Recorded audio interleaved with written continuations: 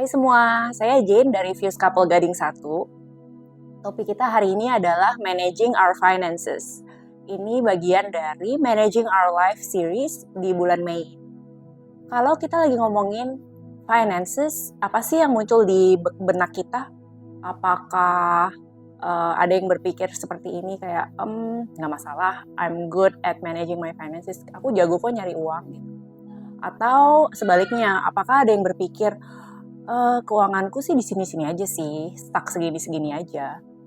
Atau apakah ada dari kita yang berpikir, aku tuh udah jago banget lah, aku ngaturnya bagus banget, udah bisa bayar semua, sekalian persembahan, perpuluhan juga semua udah.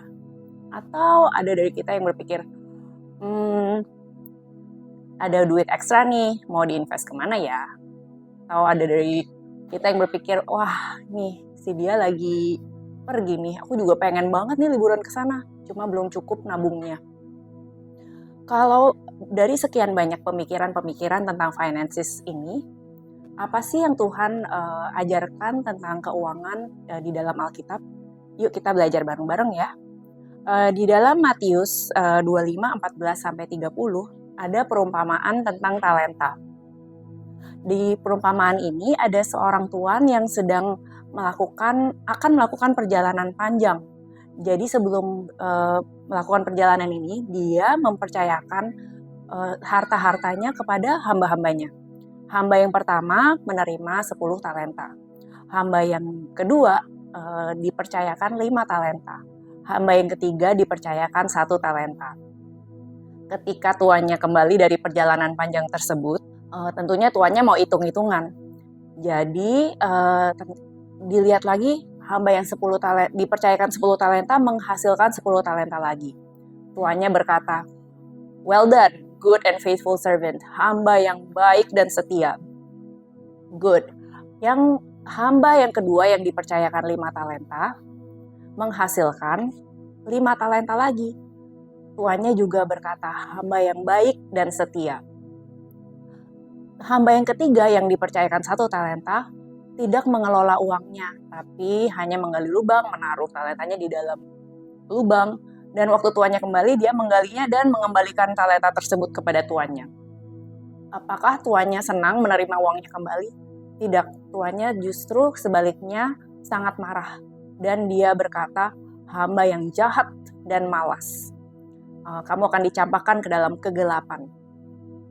Jadi kita bisa lihat dari perumpamaan ini, apa yang kita bisa pelajari?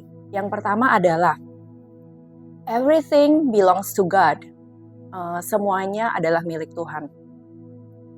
Di dalam 1 Tawarik 29 ayat 11-12 dikatakan, "Ya Tuhan, punyamulah kebesaran dan kejayaan, kehormatan, kemasyuran, dan keagungan. Ya, segala-galanya yang ada di langit dan di bumi. Ya Tuhan, punyamulah kerajaan, dan Engkau yang tertinggi itu melebihi segala-galanya sebagai kepala."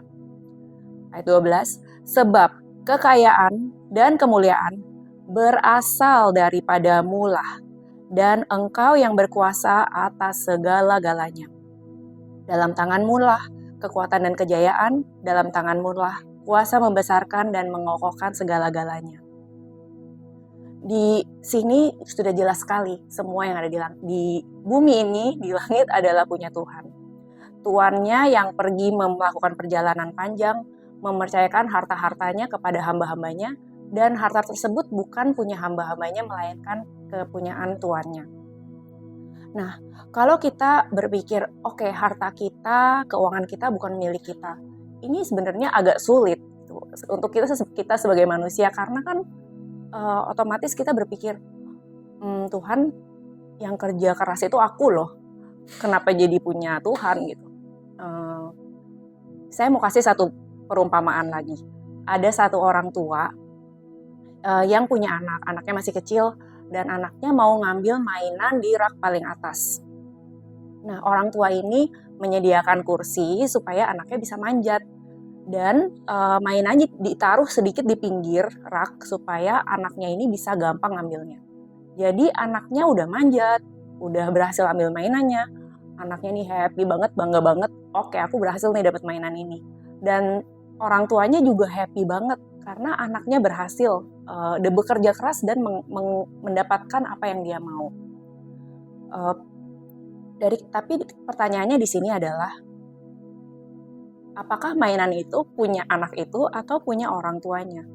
Ya tentu saja mainan itu punya anak itu, tapi kan juga itu berasal dari orang tuanya. Demikian juga harta kita, keuangan kita, memang milik kita, tapi itu semua berasal dari Tuhan. Itu adalah kepunyaan Tuhan. Kita hanya sebagai pengelola.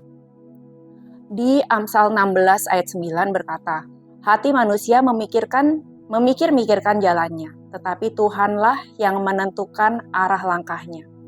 Kita bisa berencana, tapi segala pencapaian kita, segala kesuksesan kita, Tuhan yang membukakan jalan dan Tuhan yang memungkinkan itu berhasil. Di Amsal 10 ayat 22 dikatakan, berkat Tuhanlah yang menjadikan kaya, susah payah tidak akan menambahinya. Kita bisa bersusah payah bekerja keras, merencanakan masa depan, tapi sekali lagi berkat Tuhanlah yang dari mana itu semua berasal. Segala pencapaian kita masih di dalam rencana Tuhan. Jadi kalau semua keuangan kita berasal dari Tuhan, lalu apakah peran kita? Peran kita yaitu sebagai hamba-hamba yang baik tersebut, sebagai a wise steward, sebagai pengurus yang baik. Kita harus punya mindset sebagai hamba yang baik. Kalau a wise steward itu bertanggung jawab untuk apa aja sih? Yang pertama tentunya a wise steward bekerja dengan rajin. Hamba yang tuan di perumpamaan tersebut sangat happy dengan hambanya yang bekerja dengan rajin. Dan sangat marah melihat hambanya yang tidak bekerja dengan rajin, yang bermalas-malasan.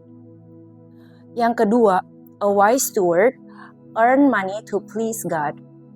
Tuannya senang loh melihat hamba-hambanya mengelola uangnya dengan baik, mengembangkan uangnya dengan baik. Dengan demikian Tuhan juga sangat senang melihat keuangan kita bertambah, melihat kita bekerja keras untuk menambahkan keuangan kita. Yang ketiga, a wise steward earn money to fulfill our responsibilities. Sebagai a wise steward, kita punya tanggung jawab masing-masing. Ada beberapa dari kita yang masih harus menyokong orang tua, ada yang beberapa dari kita punya anak, harus membiayai anak, ada yang beberapa dari kita yang harus punya biaya lain-lain, harus bayar hutang. Kita punya tanggung jawab masing-masing dan a wise steward harus melakukan tanggung jawab tersebut. Di Amsal di 1 Timotius 5 ayat 8 dikatakan, tetapi jika ada seorang yang tidak memeliharakan sanak saudaranya, apalagi seisi rumahnya, orang itu murtad dan lebih buruk dari orang yang tidak beriman. Jadi setiap dari kita harus memelihara keluarga kita masing-masing. Yang keempat, a wise steward plan ahead to save and to invest for the future. Kita harus berencana, berpikir jauh ke depan. Di Amsal 30 ayat 24-25 disebutkan, ada 4 binatang yang terkecil di bumi, tetapi yang sangat cekatan. Semut, bangsa yang tidak kuat, tetapi yang menyediakan makanannya di musim panas. Jadi semut aja bisa loh plan ahead, menyediakan makanannya di musim panas, supaya waktu musim dingin dia tidak kelaparan. Kita sebagai manusia juga diberikan kapasitas untuk merencanakan lebih ke masa depan. Yang terakhir, a wise steward give generously to others. Memberikan dengan sukacita. Sebagai wise steward adalah bijaksana untuk menganggap bahwa keuangan kita bukanlah milik kita, tapi berasal dari Tuhan. Dan saat kita memberi, kita bukan memberikan sebagian dari hak kita, tapi kita lagi mengusahakan dampak yang terbaik dari apa yang Tuhan percayakan kepada kita. Jadi mari kita be a cheerful giver, jadi pemberi yang bersukacita, seperti yang dikatakan dalam Alkitab. Di 2 Korintus 9 ayat 6-8 dikatakan, camkanlah ini, orang yang menabur sedikit akan menuai sedikit juga, dan orang yang menabur banyak akan menuai banyak juga. Hendaklah masing-masing memberikan menurut kerelaan hatinya. Jangan dengan sedih hati atau karena paksaan, sebab Allah mengasihi orang yang memberi dengan sukacita. Allah mengasihi orang yang memberi dengan sukacita. Sambung lagi, ayat 8, dan Allah sanggup melimpahkan segala kasih karunia kepada kamu, supaya kamu senantiasa berkecukupan di dalam segala sesuatu, dan malah berkelebihan di dalam berbagai kebajikan. Jadi prinsip kita hari ini adalah manage our finances as a wise steward. A wise steward yang tahu bahwa semua yang kita miliki adalah berasal dari Tuhan dan milik Tuhan. A wise steward yang bekerja dengan rajin.